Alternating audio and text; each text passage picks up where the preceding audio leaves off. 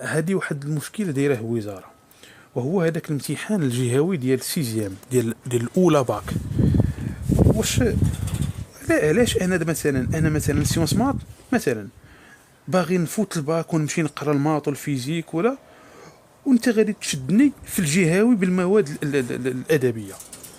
يعني علاش انا بغيت اللغه العربيه وهذاك الشيء راه من بعد واحد سنه واحده. انا مثلا في السيزياماني في الاولى باك راه بقات لي سنه واحده، وغادي يوليو هذوك النقط عفوا هذوك المواد ديال العربيه ديال الاجتماعيات فقط ثقافه عامه. بالنسبه لي انا مثلا علمي، هذوك المواد بالنسبه لي انا ثقافه عامه. من بعد الباك ولاو ثقافه عامه، غنقدر نقراهم بوحدي، غنقدر نبقى نتفرج في فيديوهات في الدين، غنقدر نثقف بوحدي في داك الشيء الا بغيت.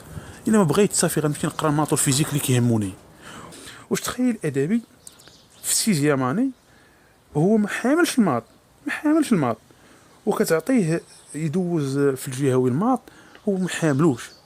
وكنحرسهم وكنشوفهم راه ما حاملينش الماط، راه ما فاهمين حتى شي حاجه في الماط، وعاطينهم امتحان ديال الماط وفيه بزاف ديال الامور اللي ما عندهم ما يديروا بها. وهذوك الادبيين فاش غادي نفترضوا ان شي واحد نجح من بعد في الباك، من بعد الباك شنو غادي يبدا يقرا؟ غادي يقرا داكشي ديالو، غيمشي يدير هذاك علم الاجتماع، يعني يدير بزاف ديال الامور.